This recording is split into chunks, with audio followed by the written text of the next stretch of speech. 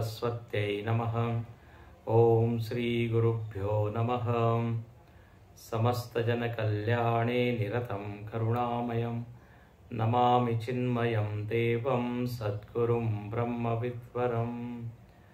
नीलाम्बुजश्यामलकोमलाङ्गं सीतासमारोपितवामभागं पाणौ महासायकचारुचापं नमामि रामं रघुवंशनाथम्।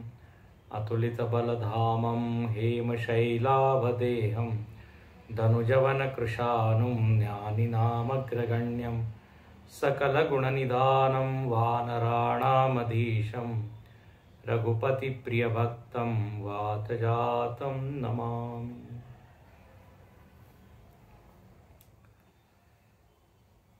श्री रामचरितमानस में भगवान का विस्तार से चरित्र गाया गया, लेकिन उसके साथ ही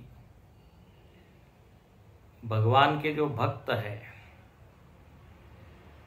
भगवान की सेवा जिन्होंने की,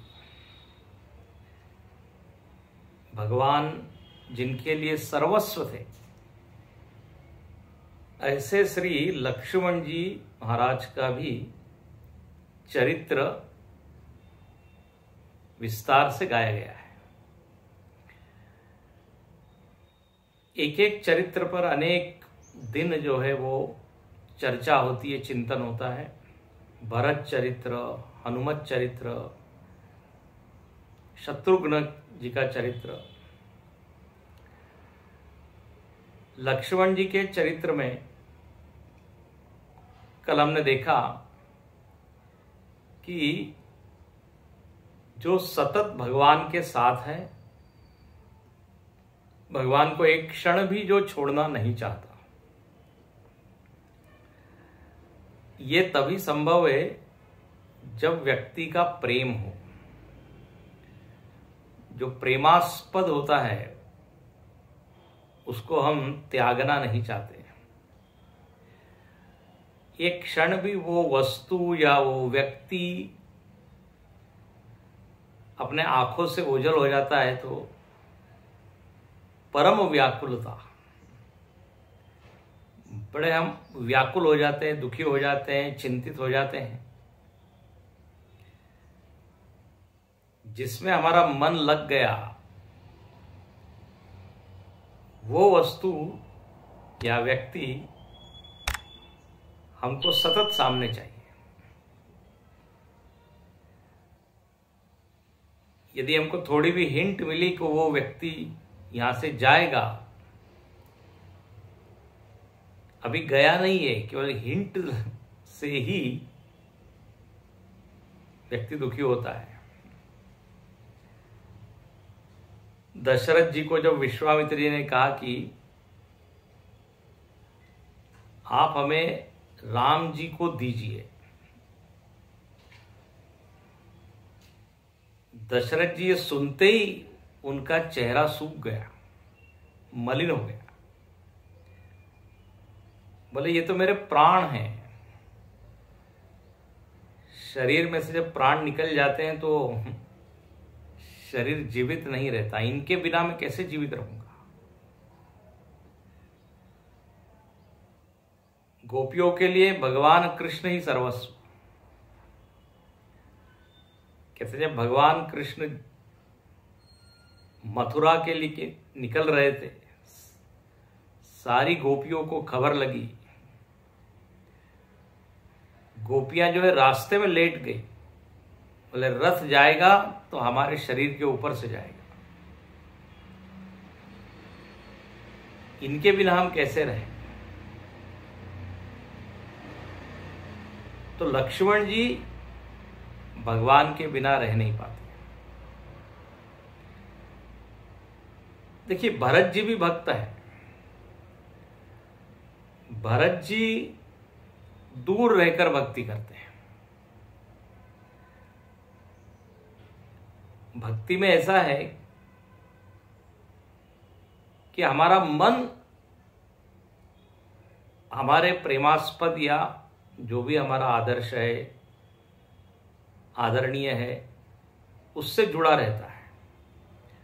भले ही आप हजारों किलोमीटर दूर रहो, लेकिन सतत स्मरण बना रहता है। चैतन्य महाप्रभु तो कहते हैं कि संगम से ज्यादा विरह में स्मृति तीव्र होती है। याद हमारी ज्यादा, मतलब उस व्यक्ति के प्रति जो याद है वो तीव्र होती है। तो अलग अलग भक्ति के रूप हैं। हनुमान जी दास्य भक्ति करते हैं। ये सारे के सारे लोग भक्त हैं। वशिष्ठ जी भक्ति करते हैं, शत्रुघ्न जी भक्ति करते हैं। सबकी लीलाएं हैं, सब अपने अपने ढंग से हम लोगों को सिखाते हैं। भक्ति में देखिए, पहली चीज है वो है भरोसा। अपनी सुरक्षा के लिए जब हम भगवान के ऊपर भरोसा करते हैं, बोले भगवान है।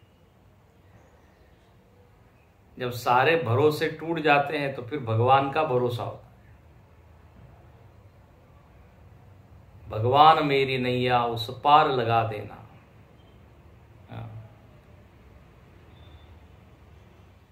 तो भरोसा भक्ति का मूल है। विश्वास, हम लोगों का विश्वास भगवान के प्रति है। 100% तो नहीं है, लेकिन 5%, 7%, 10%, तो शुरुआत तो यहीं से करनी चाहिए। गोस्वामी तुलसीदास जी का जितना भरोसा है उतना हमारा नहीं है। एक भरोसो एक बल, एक आस विश्वास, एक राम घनश्याम हित, चातक तुलसीदास। चातक की तरह उनकी भक्ति सतत देखते हैं। स्वाति नक्षत्र में जब मेघ आएगा, बस उसकी जो बूंद है उसी का पान करेंगे, और कुछ नहीं। पूरा भरोसा उसी पर।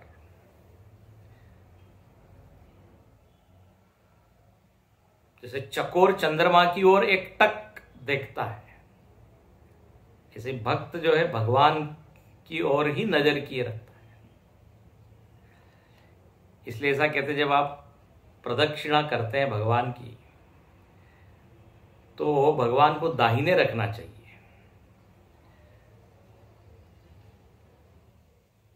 और जब प्रदक्षिणा पूरी हो जाए तो पीठ नहीं दिखानी चाहिए। सम्मुख भगवान को देखते देखते हम पीछे जाए। तो भक्ति में भगवान के प्रति भरोसा है, विश्वास है, सम्मुखता है। भगवान को पीठ नहीं दिखाते। सतत आंख के सामने हो, बसो मोरे नयनन में नंदलाल। तो जिसका विश्वास भगवान पे है, तो फिर उसको एक भरोसा होता है कि कष्टों से पार हमको भगवान करा ले जाएंगे।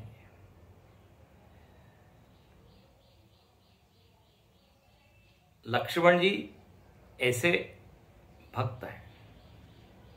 पूरा भरोसा, सब कुछ छोड़ दिया उन्होंने भगवान के भरोसे। महल, सुख, सुविधा, सब कुछ। उनको विश्राम भगवान के चरणों में ही मिलता है। भक्ति में एक दूसरी चीज जो है वो है, एक तो है भरोसा, दूसरी है स्मृति। जिसके प्रति हमारा प्रेम होता है उसकी स्मृति करने के लिए प्रयत्न करना नहीं पड़ता, और सहज होता है। धन की स्मृति करने के लिए सुबह उठ के जप नहीं करना पड़ता। हाँ, जो जो भी हमारी प्रिय वस्तु है बोले जरा जप कर लेते हैं, एक बार ध्यान कर लेते हैं। वो बिना ध्यान किए हुए मन में ऐसे बैठे हुए हैं, उनको निकालना कठिन हो जाता है। तो निरंतर स्मृति, इसलिए नवधा भक्ति में एक है स्मरणम। भगवान जो है भरत जी का स्मरण करते हैं, भरत जी भगवान का स्मरण करते हैं, दोनों का एक दूसरे के प्रति प्रेम है।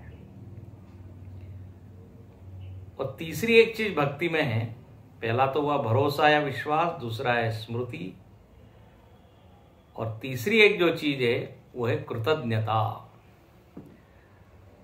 जब भक्त को भगवान की ओर से सतत आशीर्वाद मिलते हैं, सतत बल मिलता है, सतत प्रेम की वृष्टि होती रहती है, उसमें वो नहाता है, गदगद हो जाता है, बोले भगवान हमारा कितना ख्याल रखते हैं।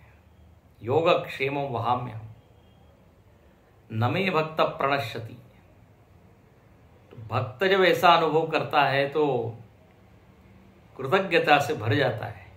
इसलिए गोस्वामी जी ने एक भजन लिखा,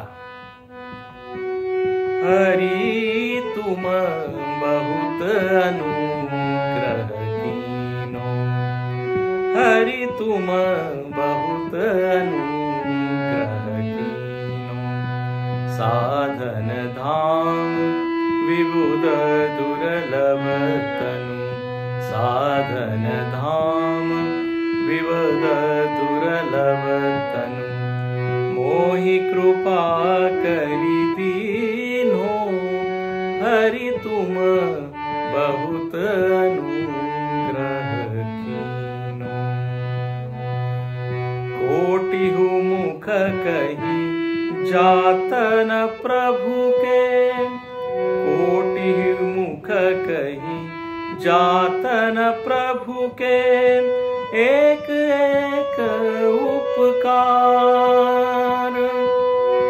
एक एक उपकार,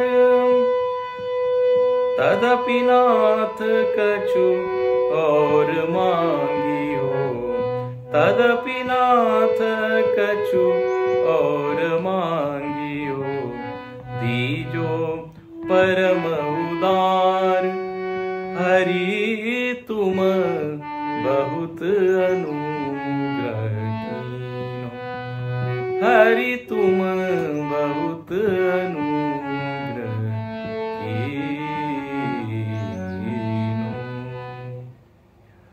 गोस्वामी जी देखिए परम भक्त है, भगवान के अनुग्रह का अनुभव उनको हुआ है। बोलते भगवान आपने बहुत कृपा की। देखो कृतज्ञता व्यक्त करते हैं, बहुत कृपा की, अनुग्रह। जब हम भगवान की भक्ति करते हैं, भगवान को पकड़ते हैं, तो भगवान हमको पकड़ते हैं, उसको कहते हैं अनुग्रह। ग्रह मतलब पकड़ना, जो बाद में पकड़ता है।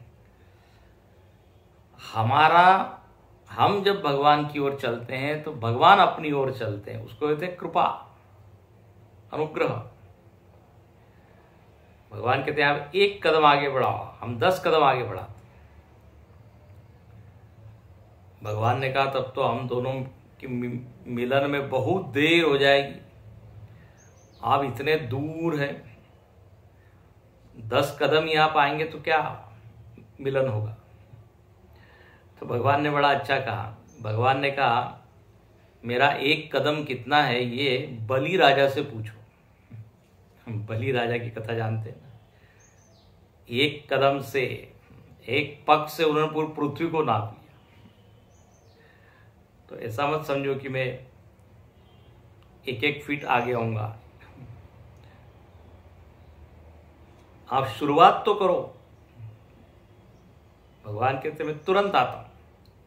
रहति न प्रभु चित चूक किए की, करति सुरति 100 बार ही की। एक बार स्मरण किया तो भगवान 10 बार स्मरण करते हैं। गलती को भूल जाते हैं, बोले अब ये आ गया है ना मेरी शरण में, अब बस। करोड़ों ब्रह्म हत्या के पाप भी माफ कर देते हैं। ऐसे लिखते हैं, कोटि विप्रवद लाग जाओ, आए शरण तजई नहीं था। यह है भगवान का स्वभाव। तो भगवान के प्रति कृतज्ञता व्यक्त करनी चाहिए। थोड़ी सी चीज हमको कोई दे देता है तो कितने 10 बार हम थैंक यू, 10 बार मैसेज लिखते। भगवान ने क्या क्या किया है? बोले साधन धाम, एक शरीर दिया है जो साधनों का भंडार है। मतलब इसमें कुछ कितनी प्रकार की साधनाएं हो सकती है, इसका कोई अंत नहीं। इसी शरीर से लोग ध्यान योग करते हैं, कर्मयोग करते हैं, कुंडलिनी जागरण करते हैं, योग की साधना करते हैं, प्राणायाम करते हैं, तप करते हैं, श्रवण करते हैं, कीर्तन करते हैं। तो आप साधन का नाम लीजिए और इस शरीर से वो हो सकता है। सेवा करते हैं तो बोले आपने ऐसा बढ़िया शरीर दिया है, कितनी वेराइटीज ऑफ साधना, साधन धाम और विबुध दुर्लभ तनु, देवताओं को भी दुर्लभ है। तो अब हम कितना भी बोले, कितना भी धन्यवाद दे दें, वो कम ही है। इसे कहते करोड़ों करोड़ों मुख से आपके जो उपकार है उसका वर्णन नहीं हो सकता। और ये केवल भाव में भरकर ही गोस्वामी जी लिख रहे हैं, ऐसा नहीं, ये परम सत्य है। अपने जीवन को आप देखें तो हमको दिखाई देगा कि सब चीज का क्रेडिट हम ले नहीं सकते। न जाने कितनी चीजें हैं जो हमको प्राप्त हुई है हमारे बिना प्रयत्न के। इसलिए लिखते हैं एक एक उपकार गिनाए नहीं जा सकते। तो ये सब हम क्यों बता रहे हैं? लक्ष्मण जी भक्त है, और जो भक्त होता है उसके भीतर ये भाव सतत आते रहता है, कृतज्ञता का, ग्रेटिट्यूड। जितना भरोसा बढ़ेगा उतनी स्मृति बढ़ेगी, जितनी स्मृति बढ़ेगी उतना कृतज्ञता का भाव आएगा, और जब भाव आएगा तो फिर सेवा करने का मन होगा। लक्ष्मण जी के ऊपर भगवान की सतत कृपा है, तो बोले अब कितनी सेवा मैं करूं, कमी है। और देखिए सेवा में हम चाहते कुछ नहीं है, धन मिले, पद मिले, यश मिले, कीर्ति मिले, फोटो छापे, कुछ नहीं। एक बड़ा अच्छा उदाहरण देते हैं संत लोग कि सेवा में प्रेम होता है, और जहां प्रेम होता है वहां पे हम बार बार पूछते नहीं कि हमको क्या मिला या क्या मिलेगा, बल्कि उल्टा होता है, मैं कितना आपको दूं। उसको बार बार लगता है कि जितना देना चाहिए उतना दिया नहीं, जितना समय देना चाहिए दिया नहीं, जितनी सेवा करनी चाहिए नहीं की। संत लोग उदाहरण देते हैं, बोले एक लड़का था, उस लड़के ने देखा कि लोग काम करते हैं और जैसे ही काम करते हैं उनको सामने वाला व्यक्ति कुछ पैसा देता है। बोले इसने 3 घंटे काम किया, चलो 400 रुपये, 200 रुपये,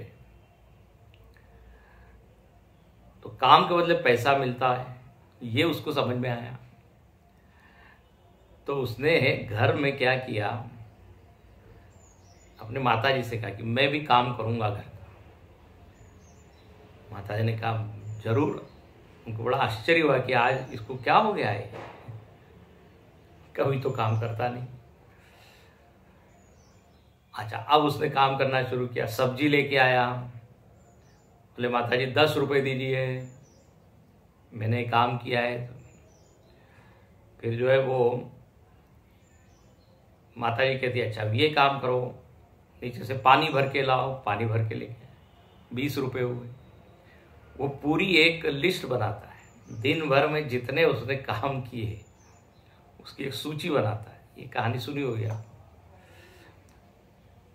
और माता जी से कहता है, माता जी ने कहा हाँ पूरा एक बार जोड़ करके बताओ, रात में बताना। तो पूरी सूची बना के वो रख देता है, इतना पैसा होगा। माता जी ने कहा कि देखो मैं भी काम करती हूं, तो मैं भी जरा सूची बना लेती हूं, मुझको भी पैसा मिलना चाहिए। तो माताजी ने लिखा, मैंने तुमको नहलाया, शून्य, उसकी कीमत कितनी, शून्य। तुम जब बीमार थे तो हॉस्पिटल ले गई, कीमत कितनी है, शून्य। जब रात में तुम्हारा पेट दर्द हो रहा था, रात भर में जागती रही, ये मैंने काम किया, शून्य। अब दोनों सूची सामने, इधर वो लड़के की और इधर माता की।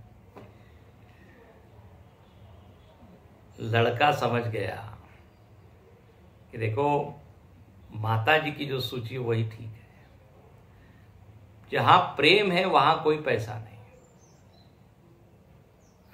तो माता जी ऐसा गिनने लग जाए तो कितना करोड़ों रुपए हो जाएंगे, छोटे छोटे छोटे छोटे।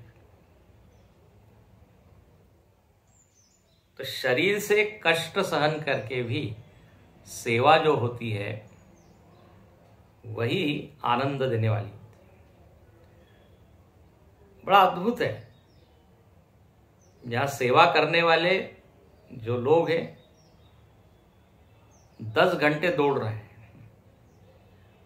उनसे पूछा क्या तुमको मिल रहा है, बोले बस मजा आ रहा है, आज धन्य हो गया जीवन। और ऐसा अवसर बार बार मिलता है। ये जन्म जन्म रति राम पद यह वरदान ना। तो लक्ष्मण जी इस तरह से भगवान की सेवा करते हैं जिसमें कोई कामना नहीं। यहां पर कहते हैं चारों भाइयों का वर्णन गोस्वामी जी ने किया है। उसमें पहले भरत जी का वर्णन किया है। प्रणव प्रथम भरत के चरनाम, जासु नेम व्रत जाई न बरनाम। भरत जी भी लक्ष्मण जी के तरह भक्त ही है, लेकिन उनको वो अवसर नहीं मिला जो लक्ष्मण जी को मिला। लेकिन देखिए नियम और प्रेम, नेम और प्रेम के द्वारा वो भगवान का स्मरण नित्य निरंतर करते हैं।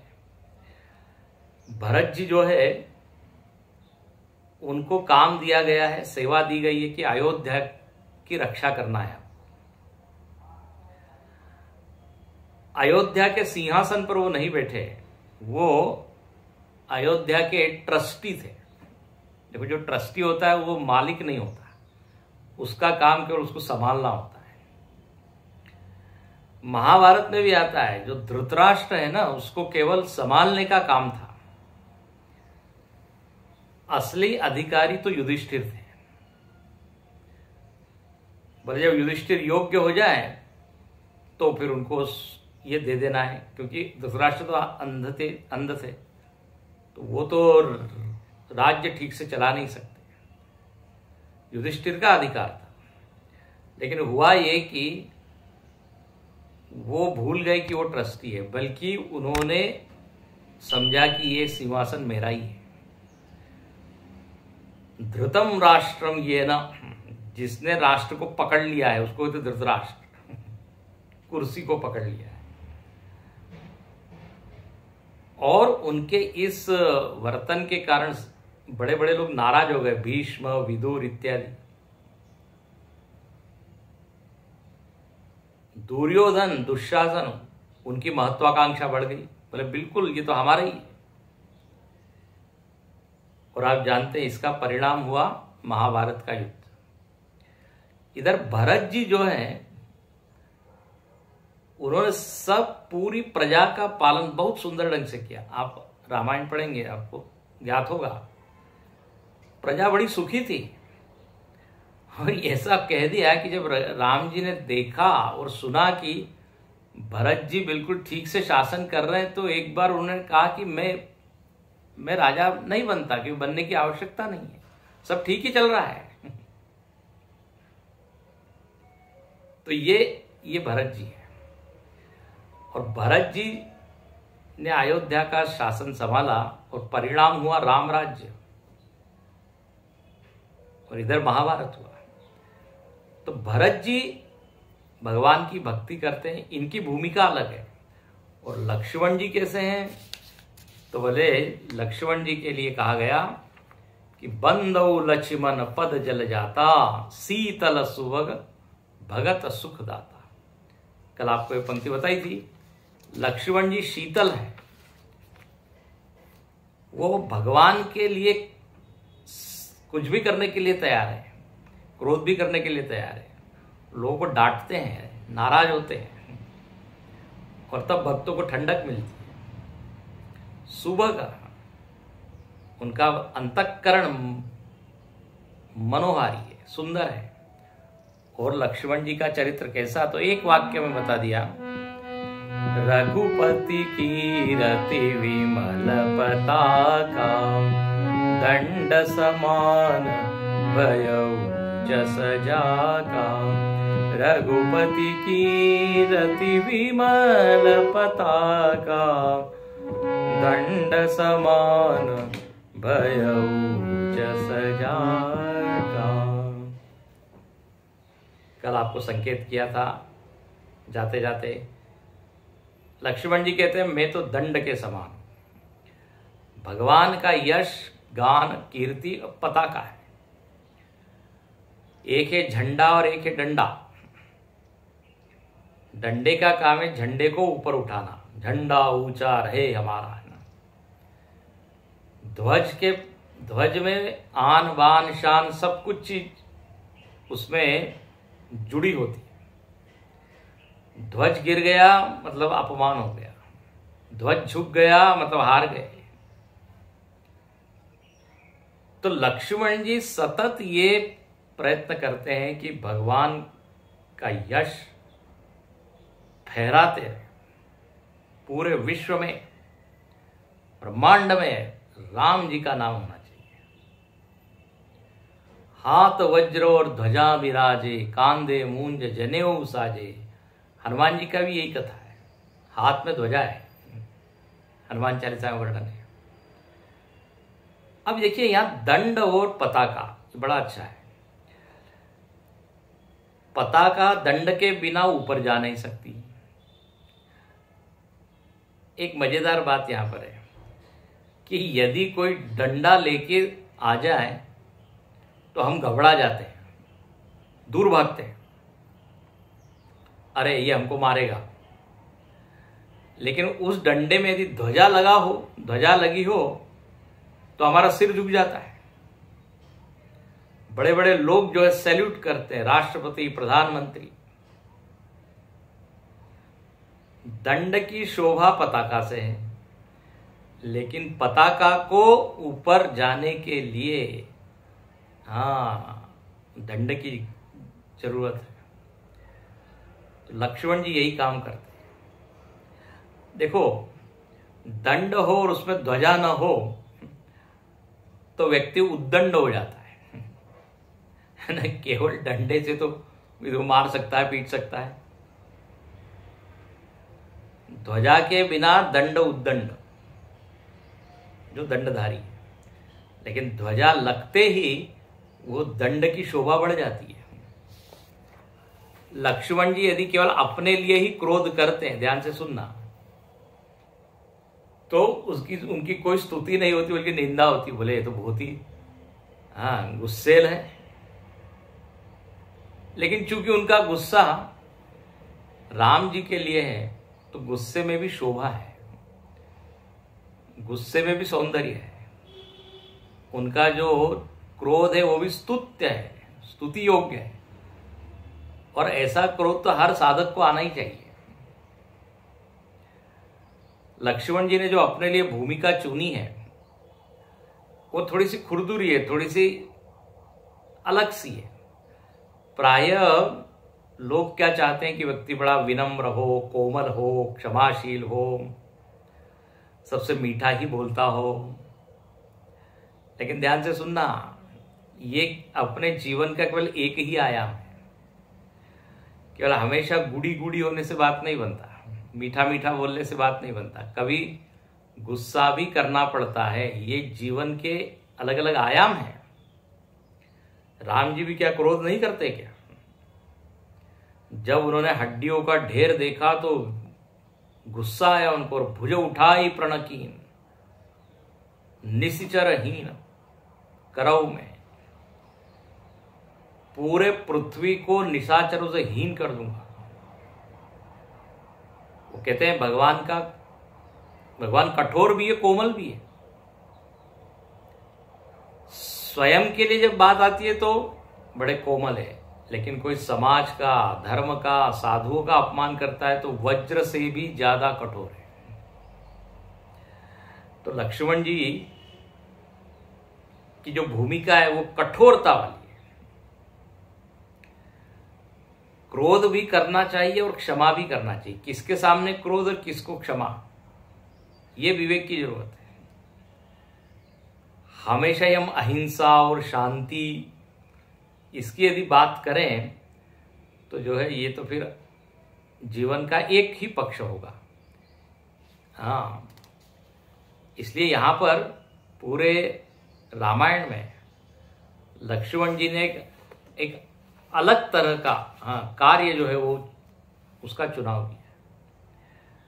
लोग कहते हैं राम जी तो बड़े शांति प्रिय है, भगवान कृष्ण जो है वो तो बड़े युद्ध कराने वाले हैं, लड़ाते हैं, लड़वाते हैं। अब बताइए, अर्जुन जो है लड़ नहीं रहा था, जबरदस्ती लड़वा दिया।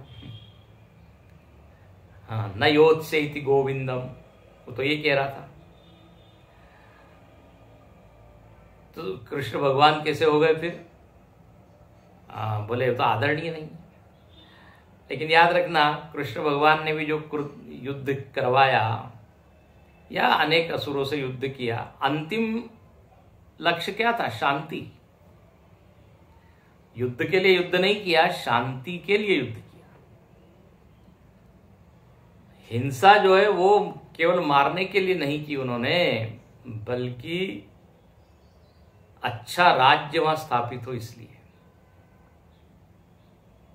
तो युद्ध की भी जरूरत पड़ती है, हिंसा की भी जरूरत है। तो ऐसे ही लक्ष्मण जी कहते हैं मैं जरा दूसरा काम लेता हूं। राम जी आप सौम्य रहिए, आप विनम्र रहिए, जो गड़बड़ कठिन काम है वो मैं करता हूं, और उस काम के द्वारा लक्ष्मण जी कहते हैं मैं आपकी ध्वजा फहराऊंगा। जब विश्वामित्र जी के साथ दोनों गए हैं, राम जी और लक्ष्मण जी, तो ताड़का जो है एकदम दौड़ के आई, और वो ताड़का जो है आक्रमण करती है। तो वर्णन है यहाँ पे, एक ही बाण प्राण हरि लीना, दीन जानी ते निज पद दीना। एक ही बाण प्राण हर लीना, दीन जानी ते निज पद दीना। भगवान ने एक बाण छोड़ा है और जो उसका प्राण हरण किया। अब देखिए, ये ताड़का ने वैसे तो राम जी और लक्ष्मण जी दोनों पर आक्रमण किया था। चाहते तो लक्ष्मण जी भी मार सकते थे, ध्यान से सुनिए, लेकिन लक्ष्मण जी कहते नहीं, हम मारेंगे तो यश हमारा होगा, हमको कोई क्रेडिट नहीं चाहिए, हमको कोई मेडल नहीं चाहिए, वो तो मिलना चाहिए राम जी को। इसलिए देखिए, लक्ष्मण जी पीछे रहते हैं, आप हमसे वीर हैं, लोग ये जाने कि आपने ताड़का को मारा, आपने असुरों को, तो हमेशा उनका ध्यान यही है कि राम जी का नाम प्रसिद्ध होना चाहिए। अब कहते वहां पे विश्वामित्र के साथ जब गए हैं, दोनों ने कहा, राम जी ने लक्ष्मण जी ने, आप होम कीजिए, हवन कीजिए, हम रक्षा करेंगे, आप रहे मख की रखवारी। और यहां बड़ा सुंदर वर्णन है कि मारीच आता है, सब कहानी आप जानते ही है, आगे चल के मारीच आया है, और मारीच जो है वो भगवान के उस सुंदर रूप को देख के मोहित हो गया, इसलिए भगवान ने उसको मारा नहीं, बोले इसमें थोड़ी सी भक्ति आ गई है। बिनु फर बाण राम ते ही मारा, बिना फल के बाण मारीच को मारा है। और जो है उसको समुद्र के किनारे फेंक दिया। वहां पर भी लक्ष्मण जी देखते हैं, कहते वाह, भगवान ने बहुत ही सुंदर काम किया। थोड़ी सी भक्ति मारीच में आ गई, भगवान ने जीवन दान दे दिया उसको। लक्ष्मण जी की भक्ति और बढ़ गई। और उसके बाद कहते हैं दूसरे जो राक्षस लोग, असुर लोग आए हैं, लक्ष्मण जी ने कहा भगवान अब आप थोड़ा आराम कीजिए, अब जरा हम मारते हैं। इसलिए पावक सरसु बाहु पुनि मारा, अनुज निशाचर कटकु संहारा। पावक सरसु बाहु पुनि मारा, अनुज निशाचर कटकु संहारा। लक्ष्मण जी ने कहा ये इतर जो राक्षस लोग हैं उनको हम मारेंगे। मुख्य जो थे उनको तो भगवान ने मारा, और बाकी फिर जो कटक संगारा, निशाचर कटक मतलब राक्षसों की सेना। इसके बाद आगे एक बड़ा अच्छा प्रसंग आता है किष्किंधा कांड में। जब प्रथम बार हनुमान जी भगवान से मिलते, यहां पर भी लक्ष्मण जी का जो स्वभाव है वो सामने आता है। देखो हम लोग लक्ष्मण चरित्र देख रहे हैं, तो जहां जहां लक्ष्मण जी ने कुछ कहा है, कुछ किया है, उसी को देख रहे हैं। तो हुआ ये कि जब हनुमान जी भगवान से मिलते हैं, वो विप्र रूप में आए हैं, और हनुमान जी भगवान को पहचान नहीं पाते हैं। कहते हैं आप कौन हैं? भगवान अपना परिचय कराते हैं, मैं राम हूं, ये मेरे छोटे भाई लक्ष्मण जी हैं। हनुमान जी पूछते हैं आप क्यों घूम रहे हैं, तो सब बताते हैं सीता जी का हरण इत्यादि। तब जो है हनुमान जी एकदम भगवान के चरण में गिरते हैं, बोले अरे ये तो हमारे राम है, मैं पहचान नहीं पाया। लेकिन जब राम जी ने हनुमान जी से पूछा आप कौन है बताइए, आप अपना परिचय दीजिए, तो हनुमान जी थोड़े दुखी हो गए। हनुमान जी कहने लगे कि भगवान आप मुझको भूल गए,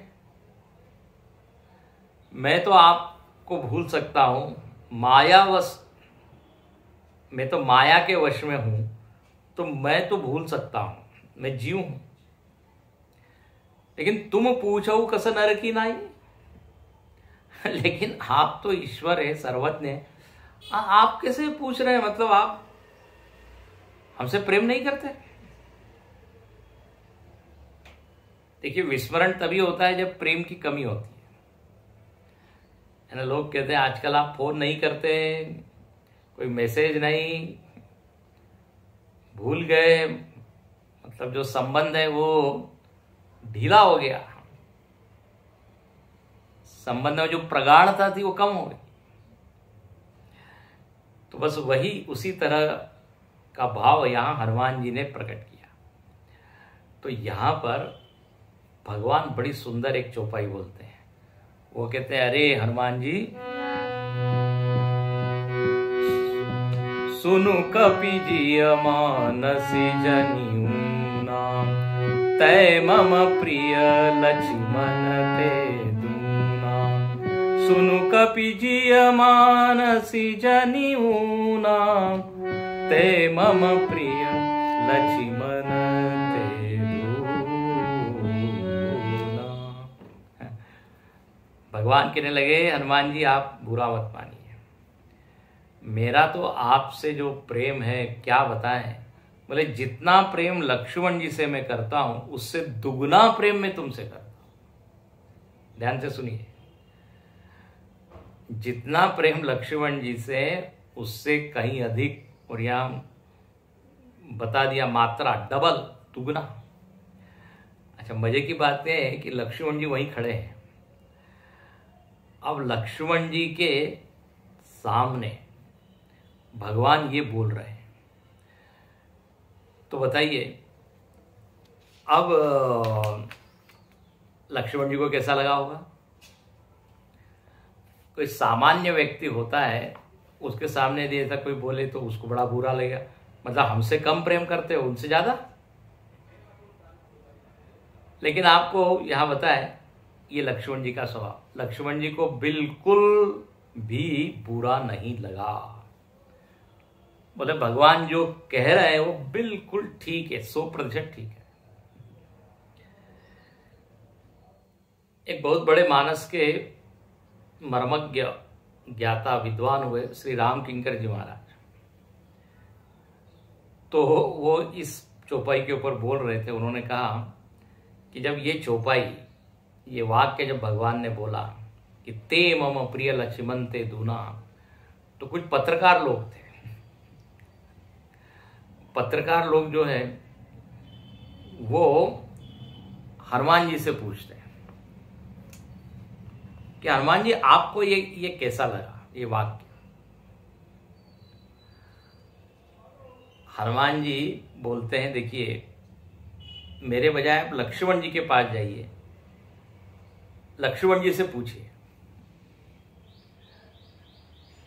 पत्रकार लोग लक्ष्मण जी के पास गए, बोले आपको कैसा लग रहा है? आपको तो बड़ा बुरा लग रहा होगा। लक्ष्मण जी कहने लगे बिल्कुल जो कहा गया है सही है। देखिए ये लक्ष्मण जी का स्वभाव उदार था। लक्ष्मण जी कहने लगे देखो हम लोगों का जन्म साथ में हुआ, राम जी के साथ मेरा जन्म, साथ में हम लोग खेले, साथ में हम लोग सब विद्या हमने ग्रहण की, साथ में विवाह हुआ, सब कुछ हमने साथ में किया। और इतना सब होते हुए भी मैं सीता जी का विश्वास नहीं जीत पाया। ध्यान से सुनना, आप प्रसंग जानते हैं, जब मारीच आया है और भगवान जो है वो स्वर्ण मुर्ग के पीछे भागे हैं, तो सीता जी लक्ष्मण जी को भेजती है। तब सीता जी के प्रति लक्ष्मण जी ने बड़े अटपटे वाक्य कहे। तो लक्ष्मण जी वही बोल रहे हैं, बोले मेरा सीता जी पर मतलब मुझ पर विश्वास नहीं, उनको भी संशय हो गया। और मेरी तुलना में आप हनुमान जी को देखिए, हनुमान जी गए हैं लंका में, हाँ, कभी उन्होंने सीता जी को देखा नहीं, दर्शन किया नहीं, लेकिन सीता जी से जब मिलते हैं और वो बोलते हैं कुछ वचन, उनसे संवाद होता है, तो अद्भुत आश्चर्य, कपि के वचन सप्रेम सुनी उपजा मन विश्वास। सीता जी को विश्वास हो गया, हनुमान जी के प्रति कोई शंका नहीं है। तो बोले ऐसे हनुमान जी हैं, तो हनुमान जी यदि भगवान राम कहते कि हनुमान जी हमको प्रिय है तो बिल्कुल सही है। ये क्या सुंदर भाव है लक्ष्मण जी का। अच्छा, अब लक्ष्मण जी की तो बात हुई, अब ये पत्रकार लोग गए हनुमान जी के पास। इन लोगों को तो हाँ छेड़ने में मजा आती है ना, पत्रकार लोग जानबूझ के इस तरह से बोलते हैं कि कुछ उनको मसाला मिले। तो लक्ष्मण जी तो कोई बुरा माने ही नहीं, तो उनको कुछ खास उनको कुछ खबर मिली नहीं लिखने के लिए। बोले वो हनुमान जी के पास जाते हैं, हनुमान जी का क्या मत है। हनुमान जी से पूछा आपको कैसे लगा जब ये कहा गया कि आप बहुत प्रिय है लक्ष्मण जी से ज्यादा दुगने। तो हनुमान जी क्या कहते हैं, बोले इससे मुझको पक्का विश्वास हो गया है कि राम जी मेरे से ज्यादा लक्ष्मण जी से प्रेम करते हैं। हाँ, बोले ये किसे? बोले किसी के मुंह पर ये बोल देना कि तुमसे ज्यादा प्रेम मैं इनसे करता हूं, ये तभी हो सकता है जब बोलने वाले को पूरा विश्वास हो कि ये जो हमारा व्यक्ति है ये बुरा नहीं मानेगा, he will not misunderstand or he will not be hurt। जब दोनों में इतना प्रगाढ़ प्रेम और संबंध होता है तभी ये सब संभव है। नहीं तो देखिए, जब संबंध नहीं होता बहुत कॉन्शियस होना पड़ता है हमको, किसके सामने क्या बोल रहे। बड़े इससे एक वाक्य यदि मैं कुछ बोल दूं, एक शब्द, तो बुरा मान जाएगा। इसलिए बहुत ही सावधानी से सतर्क होकर हम बोलते हैं। लेकिन जिसके प्रति संबंध है उससे पूरा विश्वास है, अरे कुछ बुरा नहीं माने, तो बोले मुझको पूरा भरोसा हो गया कि राम जी का प्रेम लक्ष्मण जी के प्रति बहुत है। इस तरह देखिए, दोनों लोग जो है वो संतुष्ट है। दोनों लोग कहते हैं वो ज्यादा भक्त है, हनुमान जी कहते हैं लक्ष्मण जी ज्यादा भक्त है, और लक्ष्मण जी का उदार स्वभाव, वो कहते हैं हनुमान जी। हनुमान जी विश्वसनीय हो गए, लेकिन मैं विश्वसनीय नहीं हो पाया। तो इस तरह ये लक्ष्मण जी और राम जी का आपस में संबंध। पुष्प वाटिका के प्रसंग में देखते हैं कि जब राम जी का मन सीता जी की ओर आकर्षित हुआ, तो लक्ष्मण जी को राम जी अपना हृदय खोल के बोलते हैं, बोले मेरा मन कभी भी गलत मार्ग पर पैर नहीं रखता। आज यदि मेरा मन सीता जी की ओर जा रहा है, तो मुझको लगता है कि मेरा विवाह तो फिर सीता जी से ही होने वाला है। और अब ये बात किससे कर रहे हैं? वो लक्ष्मण जी से। अब लक्ष्मण जी उनके अत्यंत निकट मन से नहीं होते तो ऐसा बोलते क्या? तो अपने दिल की बात हम किससे बोलते हैं? जो अपना अत्यंत प्रिय हो। कभी उनको भ्रम नहीं है भगवान को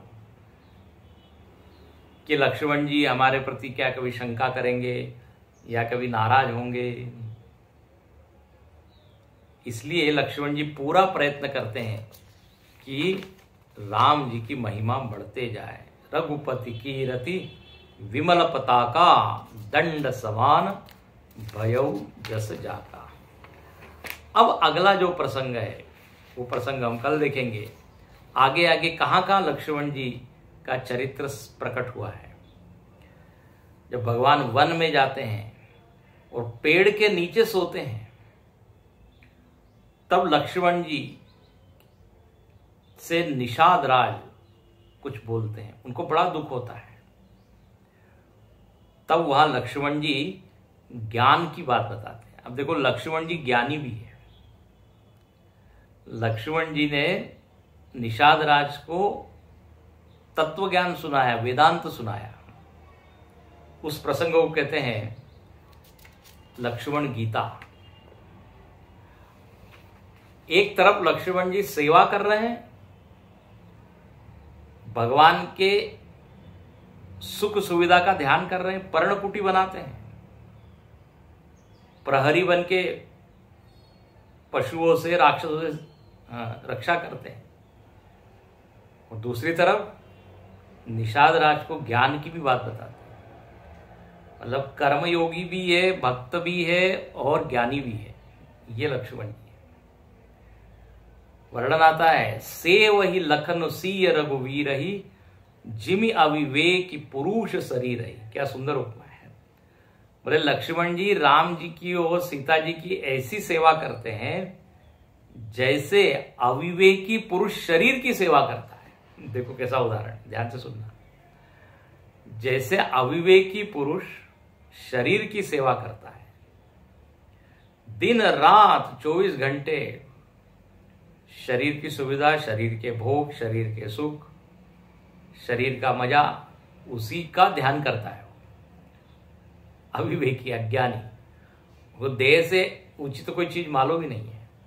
बोले ऐसे ही लक्ष्मण जी राम जी और सीता जी की सेवा करते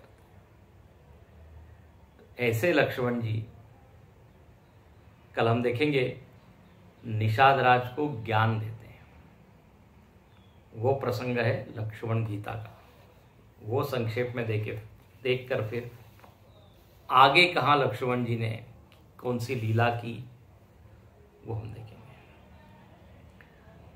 ओम पूर्णमदः पूर्णमिदं पूर्णात् पूर्णमुदच्यते पूर्णस्य पूर्णमादाय पूर्णमेवावशिष्यते। ओम शांति शांति शांति। हरि ओम। श्री गुरुभ्यो नमः। हरि